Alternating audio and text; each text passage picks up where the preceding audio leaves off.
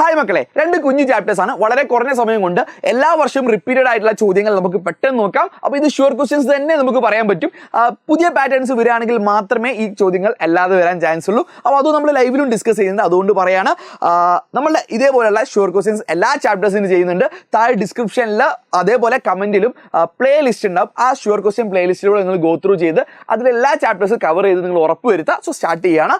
ആദ്യം തന്നെ ഇലാസ്റ്റിസിറ്റി എന്താണെന്നുള്ള ടൈപ്പ് ചോദ്യങ്ങൾ നിങ്ങൾ പ്രതീക്ഷിക്കണം. അപ്പോൾ ഒരു ബോഡിയുടെ അബിലിറ്റിയാണ് എന്തിനുള്ള തിരിച്ച് റീഗെയിൻ ചെയ്യാനുള്ള. ഇപ്പോൾ അതിൻ്റെ മുകളിലുള്ള അപ്ലൈ ചെയ്ത ഡീഫോമിംഗ് ഫോഴ്സ് റിമൂവ് ചെയ്താൽ, ചുരുക്കി പറയാൻ എൻ്റെ മുഖത്തിന് ഇടിച്ചാൽ എൻ്റെ മുഖത്തിൻ്റെ ഷേപ്പ് മാറി.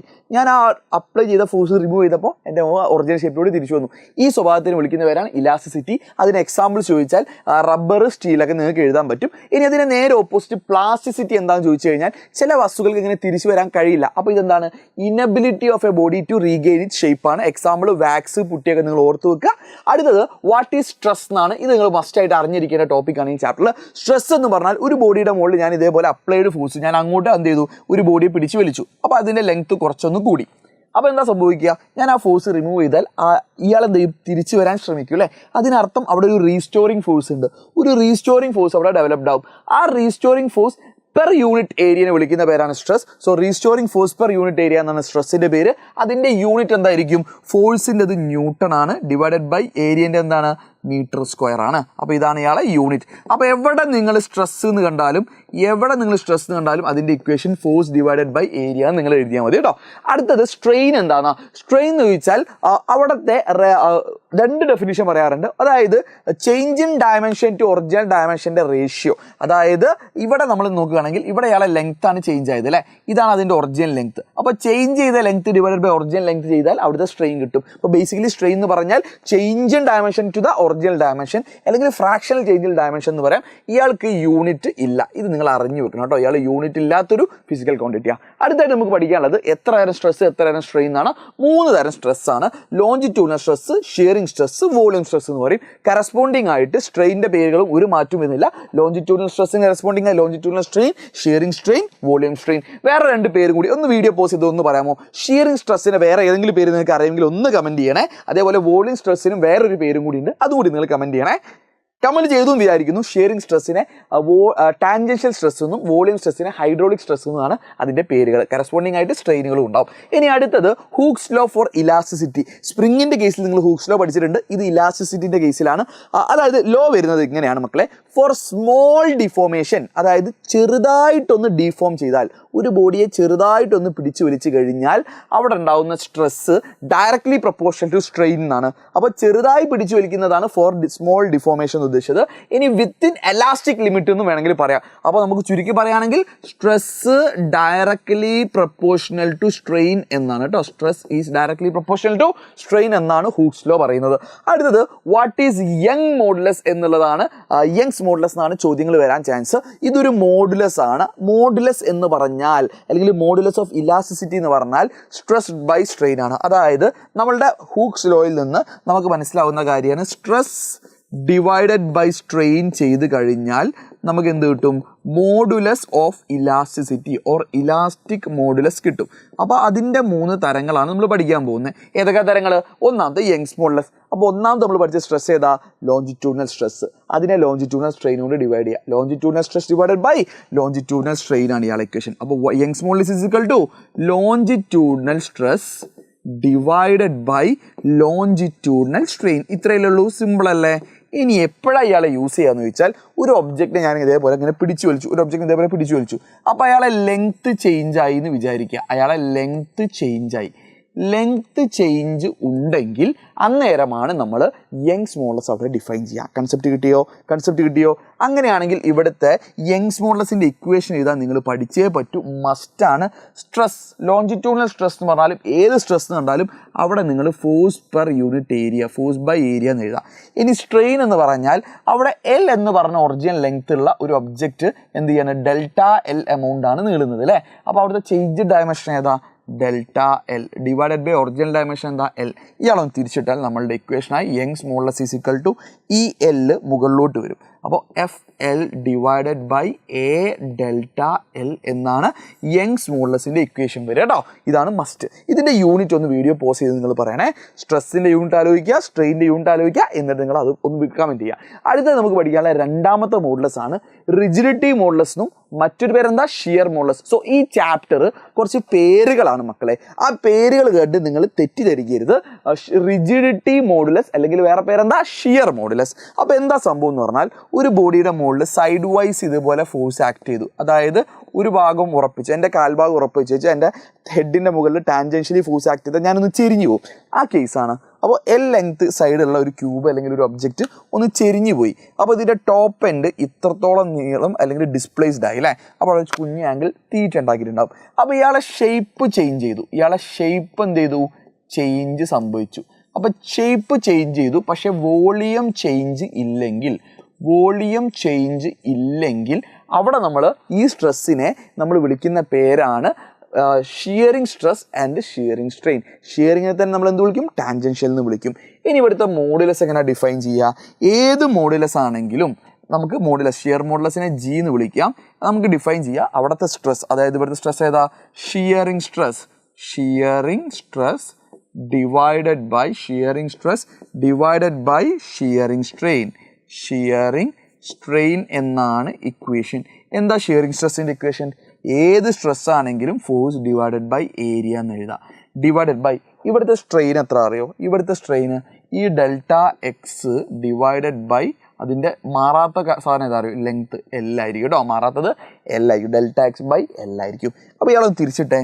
G is equal to F into L divided by A delta X എന്നും എഴുതാം.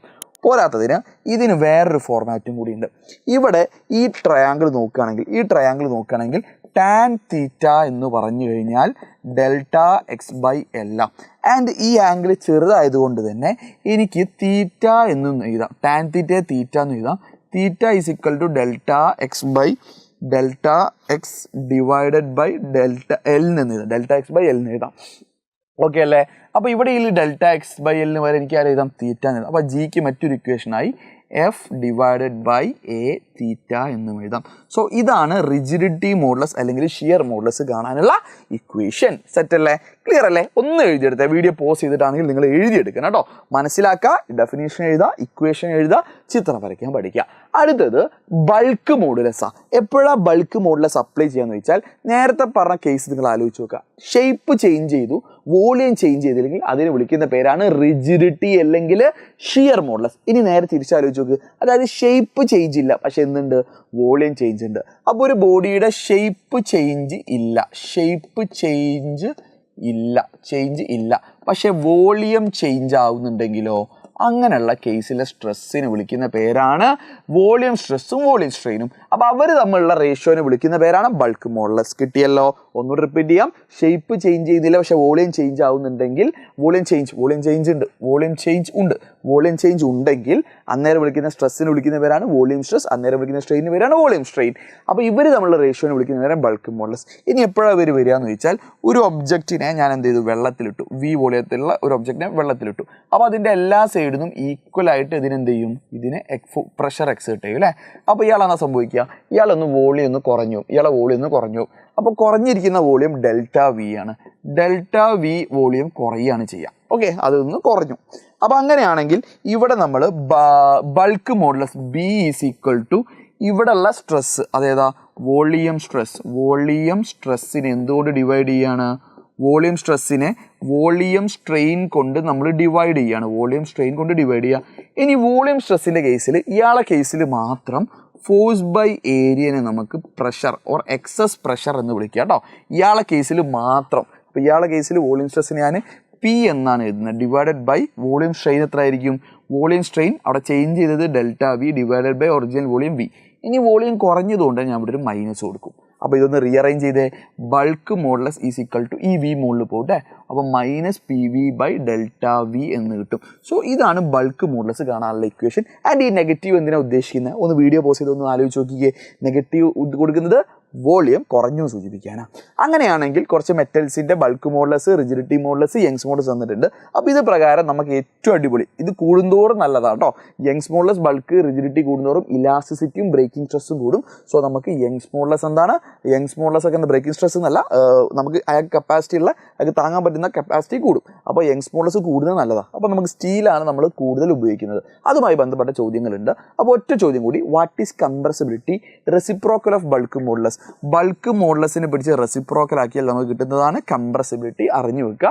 ഇനി slope of stress strain graph, stress divided by strain, അതായത് അല്ലേ y/x അല്ലേ നമ്മുടെ ഇയാളെ സ്ലോപ്പ് ഉണ്ടാവുക.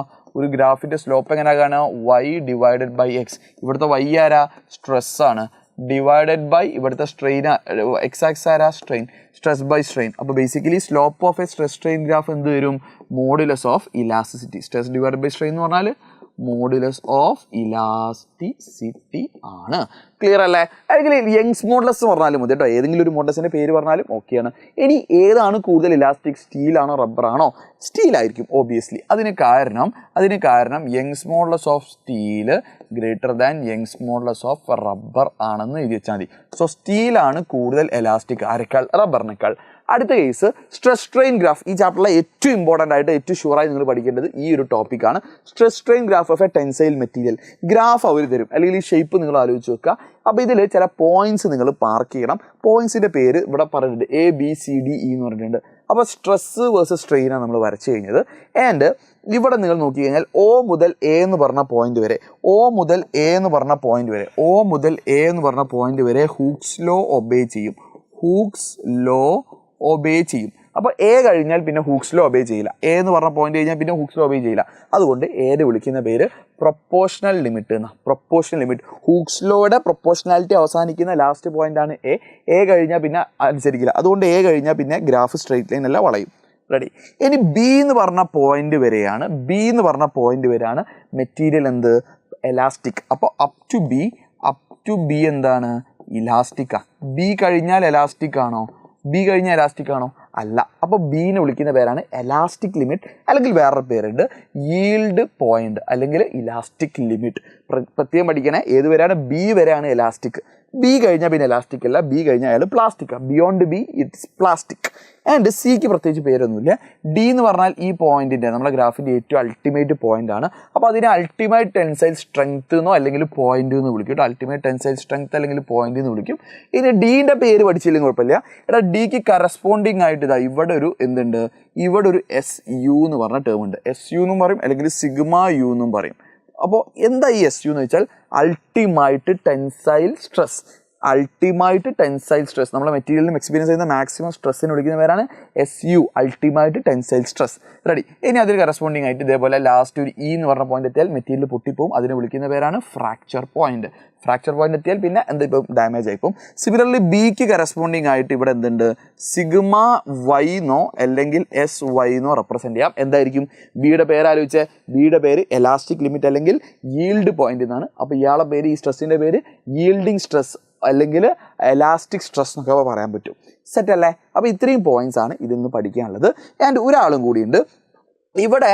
ഇയാൾ മെറ്റീരിയൽ O ഡാഷ് എന്ന് പറഞ്ഞിട്ട്, അതായത് ബിയോണ്ട് ബി കഴിഞ്ഞ് കഴിഞ്ഞാൽ ആ ഗ്രാഫ് തിരിച്ചു വരുന്ന വഴി C വഴി ഇങ്ങനെ വരിക, എന്നിട്ട് O ഡാഷിലെത്തുക. തിരിച്ച് ഓലെത്താൻ പറ്റില്ല. അപ്പോൾ O ഡാഷിനെ വിളിക്കുന്ന പേരാണ് പെർമനന്റ് സെറ്റ്. അതായത് പെർമനന്റ്ലി മെറ്റീരിയൽ ഡാമേജ് ആയെന്ന് ഗ്രാഫും തരുന്നതാണ് O ഡാഷ് എന്ന് പറഞ്ഞ ഭാഗം. ഇനി ഇതെന്നുള്ള മറ്റു ചില ചോദ്യങ്ങൾ കൂടി, ഇതുവന്ന് ഒരുപാട് ചോദ്യങ്ങൾ ചോദിക്കാം കേട്ടോ. അപ്പോൾ എവിടെയാണ് എലാസ്റ്റിക്? ഞാൻ പറഞ്ഞു എലാസ്റ്റിക് ഏത് വരെയാണ്, O മുതൽ B വരെയാണ് എലാസ്റ്റിക് എന്ന് പറഞ്ഞ റീജിയൻ. എലാസ്റ്റിക് റീജിയൻ ആണ്. B മുതൽ പിന്നെ അങ്ങോട്ട്, അതായത് E വരെ പിന്നെന്താണ്, പ്ലാസ്റ്റിക് റീജിയൻ ആട്ടോ. പിന്നെ കംപ്ലീറ്റ്ലി ഒരിക്കലും മെറ്റീരിയലിന് റീഗെയിൻ ചെയ്യാൻ പറ്റില്ല. ഇനി എങ്ങനെയാണ് ബ്രിട്ടിൽ ആൻഡ് ഡക്ടൈൽ? ബ്രിട്ടിൽ എന്ന് പറഞ്ഞാൽ പെട്ടെന്ന് പൊട്ടിപ്പോവുക, ഡക്ടൈൽ എന്ന് പറഞ്ഞാൽ വലിച്ചു നീട്ടാൻ പറ്റുക. മക്കളെ വലിച്ചിങ്ങനെ നീട്ടുന്നതിനെ ഡക്ടൈൽ എന്നും, ബ്രിട്ടിൽ എന്ന് പറഞ്ഞാൽ പെട്ടെന്ന് പൊട്ടിപ്പോകുന്ന. അപ്പോൾ അത് ഈ ഡിയും ഇയും, ഡി ആൻഡ് ഇ ക്ലോസ് ആണെങ്കിൽ, വളരെ അടുത്താണെങ്കിൽ അവർ ബ്രിട്ടിലാണ്, പെട്ടെന്ന് പൊട്ടിപ്പോകുന്ന ആൾക്കാരായിരിക്കും. ഓക്കെ.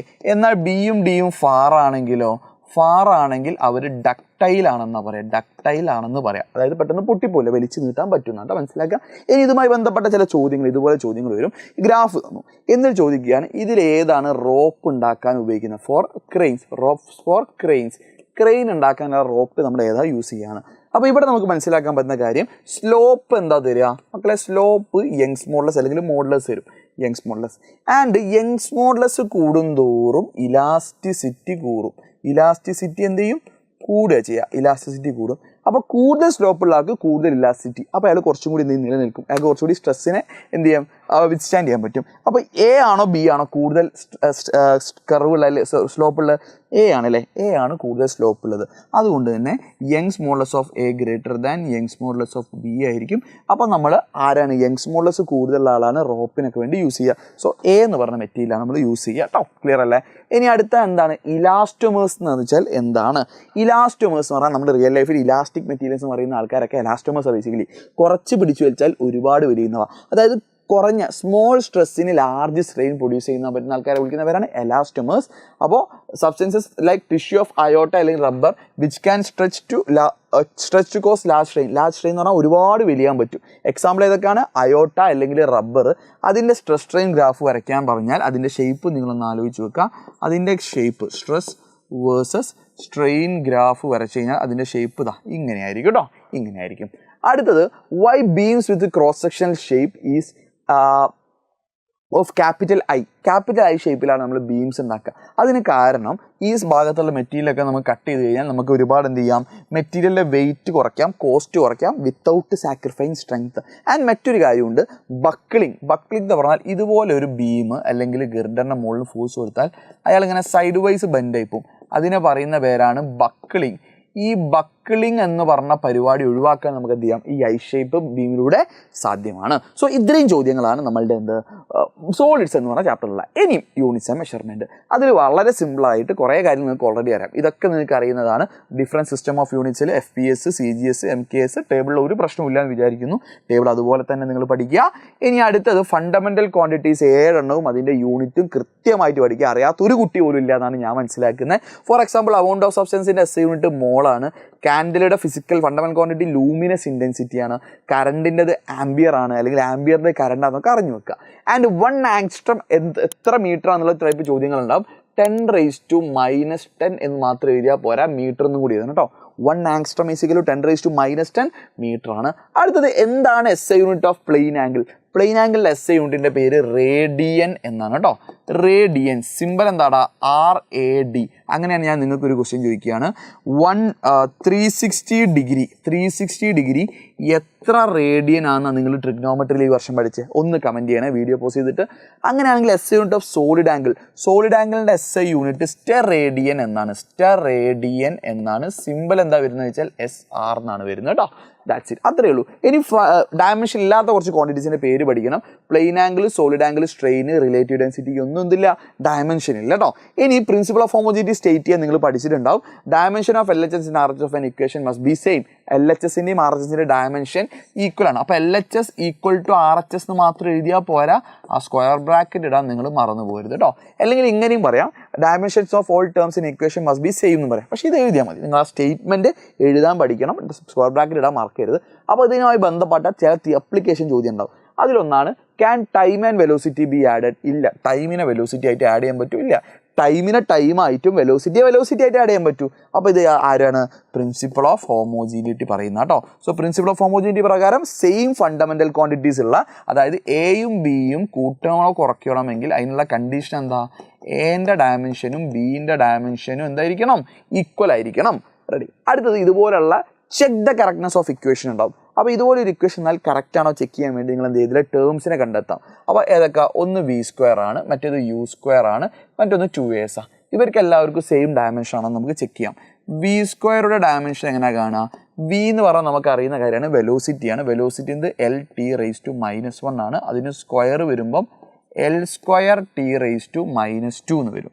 റെഡി. V² ഡയമെൻഷൻ കണ്ടു. അതേപോലെ U² ഡയമെൻഷൻ നമുക്ക് കാണാം. U എന്ന് പറഞ്ഞാൽ ഇനീഷ്യൽ വെലോസിറ്റിയാണ്. ഇനീഷ്യൽ വെലോസിറ്റി ഡയമെൻഷൻ എന്താ? L_T⁻⁻1. അതിന് സ്ക്വയർ വരും. അപ്പോൾ എന്തായിരിക്കും? L²T⁻⁻2. സോ ഇയാളുടെ ഡയമെൻഷനും ഓക്കെ ആണ്, രണ്ട് ഈക്വൽ ആണ്. ഇനി ഒരാളുടെ ഡയമെൻഷൻ കൂടി ഉണ്ടല്ലോ, 2as ഡയമെൻഷൻ കൂടി നമുക്ക് ചെക്ക് ചെയ്യാം. 2ൻ്റെ ഡയമെൻഷൻ വേണ്ട, സ്കിപ്പ് ചെയ്ത്, നമ്പറിൻ്റെ ഡയമെൻഷൻ ഇല്ല, സ്കിപ്പ് ചെയ്യാം. ആക്സിലറേഷൻ്റെ ഡയമെൻഷൻ L_T⁻⁻2 ഇൻറ്റു S എന്ന് പറഞ്ഞ ഡിസ്പ്ലേസ്മെൻ്റ് ആണ് L⁻1. അപ്പോൾ L × L L² T⁻⁻2. അപ്പോൾ എല്ലാ ടേംസിൻ്റെ ഡയമെൻഷനും സെയിം ആണ്. അപ്പോൾ നിങ്ങൾ എഴുതുക dimension of LHS equal to dimension of RHS. എടാ മക്കളെ ഈ സ്റ്റെപ്പ് നിങ്ങൾ സ്കിപ്പ് ചെയ്യരുത്. ദെയർഫോർ കറക്റ്റ് എന്ന് നിങ്ങൾ എന്ത് ചെയ്യുക, എഴുതി 2 വരട കേട്ടോ, അപ്പോഴാണ് പൂർണ്ണമാവുക. അടുത്തത് ഇതുപോലുള്ള ചില ചോദ്യങ്ങളുണ്ടാവും. ഒരു ഇക്വേഷൻ തന്നിട്ട് അതിൽ നിന്ന് അതിൻ്റെ ഡയമെൻഷണൽ ഫോർമുല കാണാൻ പറഞ്ഞു. F = -kx ആണ്. F എന്ന് പറഞ്ഞ ഒരു ഫോഴ്സ് ആണ്, X എന്ന് പറഞ്ഞാൽ ലെങ്ത് ആണെന്ന് പറഞ്ഞു. അപ്പോൾ F = -kx എന്നുള്ള ഇക്വേഷൻ നിങ്ങൾ എഴുതുക. ഓർ ഇതൊന്ന് K അല്ല നമ്മളോട് കാണാൻ പറഞ്ഞാൽ Kയുടെ ഡയമെൻഷനില്ല, K = -F/x എന്ന് എഴുതാലോ. റെഡി. ഇനി ഡയമെൻഷൻ കൊടുത്തേ, ഇനി 2 സൈഡും ഡയമെൻഷൻ കൊടുത്തേ. ഡയമെൻഷൻ കൊടുക്കുമ്പോൾ നമ്മൾ മൈനസ് ഒന്നും വേണ്ട കേട്ടോ. ഡയമെൻഷൻ കൊടുക്കുന്ന സമയത്ത് മൈനസിൻ്റെ ഒരു കാര്യമില്ല, മൈനസ് ഒന്നും വേണ്ട. അപ്പോൾ ഈ ഡയമെൻഷൻ കൊടുത്താൽ മതി. ഇടാം ഫോഴ്സിൻ്റെ ഡയമെൻഷൻ എന്താ, MLT⁻² ഡിവൈഡഡ് ബൈ എക്സ് എന്ന് പറഞ്ഞാൽ ലെങ്ത് ആണ് L. അപ്പോൾ ക്യാൻസലായി പോയാൽ ആരൊക്കെ ക്യാൻസലാവും, ഈ L ക്യാൻസലായി പോയാൽ MT⁻² എന്ന് എഴുതാം. ഇതാണ് ഡയമെൻഷൻ, ഇതാണ് നമ്മുടെ സ്പ്രിംഗ് കോൺസ്റ്റൻ്റെ ഡയമെൻഷൻ. ഇനി അടുത്തത് സിഗ്നിഫിക്കൻറ്റ് ഫിഗർ. ഇതല്ലാതെ കുറേ പ്രോബ്ലംസ് ഉണ്ട്. പക്ഷേ ഈ ഒരു പ്രോബ്ലം ചെയ്യാൻ പറ്റിയാൽ നിങ്ങൾക്ക് ബാക്കി ഏത് പ്രോബ്ലം ചെയ്യാൻ പറ്റും കേട്ടോ. അപ്പോൾ ഇതിൻ്റെ പല വെറൈറ്റി ചോദ്യങ്ങളുണ്ടാവും. കറക്റ്റ്നെസ്സിനും ഇങ്ങനത്തെ ടൈപ്പിനും പല വെറൈറ്റി ചോദ്യങ്ങളുണ്ടാവും. അത് നമ്മൾ ലൈവിലൊക്കെ ഡിസ്കസ് ചെയ്ത് നിങ്ങൾ മാക്സിമം കറക്റ്റ് ചെയ്ത് ചെയ്യുക കേട്ടോ. അപ്പോൾ അതുകൊണ്ട് ഞാനത് നിങ്ങൾക്ക് ഉറപ്പൊന്നും പറയുന്നില്ല, പക്ഷേ ഏതെങ്കിലും ചോദ്യം ഉറപ്പായിട്ടും വരും. ഇതെന്നാണോ എന്ന് ഉറപ്പ് ഞാൻ പറയുന്നില്ല. സിഗ്നിഫിക്കൻറ്റ് ഫിഗേഴ്സ് എന്തൊക്കെയാണെന്ന് വെച്ചാൽ നോൺ സീറോ ഫിഗർ ആണോ ഉറപ്പായിട്ട് സിഗ്നിഫിക്കൻ്റ് ആണ്. ഇനി അപ്പോൾ ഒരു കൺഫ്യൂഷനും ഇല്ല. 0 ആകുമ്പോഴേ പ്രശ്നമുള്ളൂ. 0 3 പോസിബിലിറ്റി. ഒന്ന് ലീഡിങ് സീറോസ്, അതൊരിക്കലും സിഗ്നിഫിക്കൻ്റ് അല്ല. ഇനി ട്രാപ്ഡ് നടുവിൽ കിടക്കുന്ന സീറോസ് സിഗ്നിഫിക്കൻ്റ് ആണ്. എൻഡിങ് സീറോ സിഗ്നിഫിക്കൻ്റ് ആവണമെങ്കിൽ അത് ആഫ്റ്റർ ഡെസിമൽ വരണം. ബിഫോർ ഡെസിമൽ ഒരു കുത്തിന് മുമ്പാണെങ്കിൽ അത് സിഗ്നിഫിക്കൻ്റ് അല്ല. ഇനി പവർ ഓഫ് 10 ഒന്നും സിഗ്നിഫിക്കൻ്റ് അല്ല. അത് പ്രകാരം നമുക്കൊരു പ്രോബ്ലം ആണ്. അപ്പോൾ ഞാൻ 2-3 ഞാൻ ചെയ്യാം. ഇതിൽ ആദ്യം നിങ്ങൾ ചെയ്യേണ്ടത് ഈ സിഗ്നിഫിക്കൻ്റ് നോൺ സീറോ നമ്പേഴ്സിനെ സിഗ്നിഫിക്കൻ്റ് ആക്കുക. ഇനി ഇതിൽ നോൺ സീറോ, ഇതിൽ നോൺ സീറോ, ഇത് നോൺ സീറോ, ഇതും നോൺ സീറോ. ബാക്കി ഇവിടെ നിങ്ങൾ നോക്കുക 10ൻ്റെ പവർ സിഗ്നിഫിക്കൻ്റ് അല്ല. അപ്പോൾ അത് നിങ്ങൾ മൈൻഡ് ചെയ്യേണ്ട കാര്യമില്ല. ഇനി ബാക്കി ഇത് നിങ്ങൾ ഹോംവർക്കായിട്ട് ഇപ്പോൾ ചെയ്ത് നോക്കിക്കേ. ഇനി എന്തെങ്കിലും സംശയം ഉണ്ടെങ്കിൽ മുമ്പെടുത്ത ലൈവിലൊക്കെ ഉണ്ട്, വേഗം നോക്കിക്കോ, ഇപ്പോൾ തന്നെ കമൻറ്റ് ചെയ്യുക. That's it. അപ്പോൾ ഓൾ ദി ബെസ്റ്റ്. ഇതേപോലെ എല്ലാ ചാപ്റ്റേഴ്സും താഴെ ഉണ്ട്, പ്ലേലിസ്റ്റിൽ ഉണ്ടാവും, ഡിസ്ക്രിപ്ഷനിലും ഫസ്റ്റ് കമൻറ്റ് ആയിട്ടുണ്ടാവും. So by.